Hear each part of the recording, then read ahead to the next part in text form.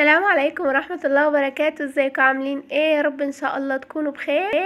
النهاردة هنعمل عصير البرتقال بالجزر بطريقة سهلة خالص وبسيطة، وكمان مليان كده فيتامينات.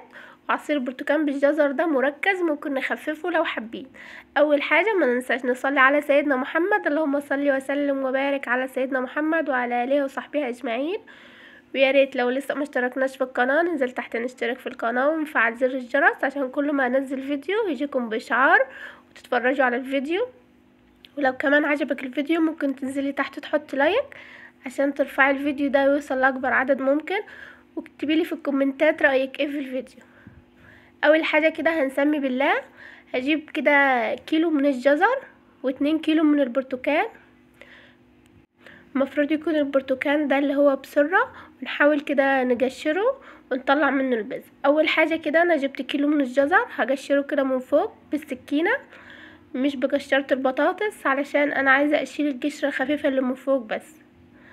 تمام. انا طبعا الجزر والبرتقال ده غسلاه كويس خالص. هقشر كده كل كمية الجزر بنفس الطريقة دي. على فكرة هي طريقته سهلة يعني مش متعبة خالص. انا اسفة. بس كده هقطع كده الجزر، هقشره كده بالطريقة دي، وهجيب المبشرة بتاعت الطماطم، المبشرة العادية خالص.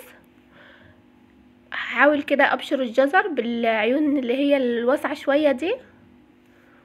هبشر كل الكمية. هي الطريقة بتاعت البشر دي هتاخد مني وقت شوية، بس الصراحة نتيجته هتكون حلوة خالص. انا استعجلت بصراحة فقلت اكمل باقي الكمية في الكبة، بس ما ادتنيش نفس نتيجة البشر. نتيجة الكبة ما ادتنيش نفس نتيجة المفرمة بتاعت الطماطم اللي هي دي. بس فاحنا احسن ان احنا نبشره بنفس الطريقة دي. كمان طريقة الجزر، عصير الجزر بالبرتقال، لو انت عندك عصارة ممكن تعمليهم كلهم كده في العصارة. بس الطريقة دي علشان لو محدش عنده العصارة.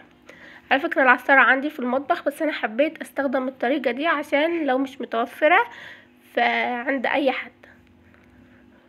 هي الطريقة التانية دي اللي انا استعجلت وعملتها. بس بصراحة طريقة المبشرة العادية احسن بكتير من الكبة. بس كده اقل شوية اللي في الطبق الابيض دول هو اللي انا لو بشرتهم بالمبشرة العادية، والبولة الجزاز دول شوية اللي انا عملتهم في الكبة. تمام.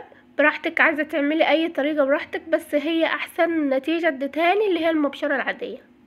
نيجي بقى للبرتقال. طبعا انا جايبة 2 كيلو من البرتقال، غسلتهم كويس، واحاول كده اشيل القشرة الصفرا اللي من فوق دي بس، واسيب القشرة البيضة. طبعا نغسل البرتقال كويس علشان احنا كمان القشر ده ان شاء الله مش هنرميه، هنستخدمه في وصفة تانية.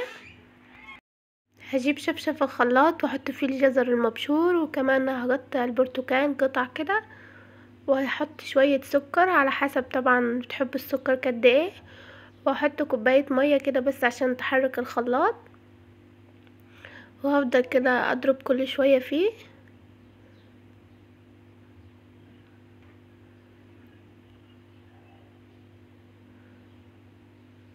طريقته سهلة خالص، بصوا كده مش بتاخد وقت. وكمان نتيجته حلوة خالص، وفيتاميناته كلها موجودة فيه. فيتامينات البرتقال والفيتامينات اللي في الجزر. هزود بقى باقي الكمية طبعا، وافضل برضو اخلط فيه تاني.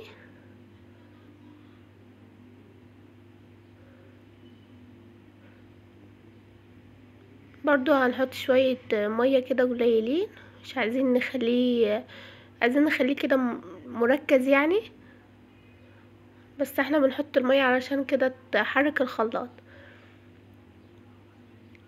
بس كده هجيب بقى مصفى، واجيب بولة كبيرة واحط فيها بقى العصير، واصفيه خالص من التفل بتاع الجزر وكمان قشر البرتقال.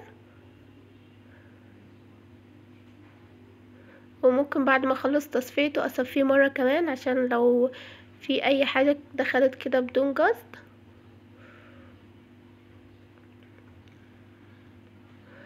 هكمل كل كمية الجزر والبرتقال بنفس الطريقة.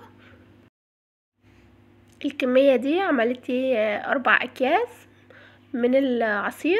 هشيله كده مركز في الفريزر عشان اطلعه في اي وقت في رمضان او كده، عشان اطلعه على طول ويبقى جاهز. طبعا مركز، لو حابة اخففه بسكر او مية عادي مش مشكلة. اقول لكم الطريقة دي كل الفيتامينات اللي في الجزر والبرتقال موجودة فيه، افضل بكتير ان احنا نسلقه على النار، وكل الفوائد اللي فيه تنزل في المية. الطريقة دي مفيدة جدا وسهلة زي ما احنا شفنا كده. يا رب اتمنى الفيديو يعجبكم، وما تنسوش تحطوا لايك للفيديو والاشتراك في القناة وتفعلوا زر الجرس عشان يوصلكم كل جديد ان شاء الله. واكتبوا لي في الكومنتات رأيكم في الوصفة دي ايه، واسيبكم في حفظ الله ورعايته، والسلام عليكم ورحمة الله وبركاته.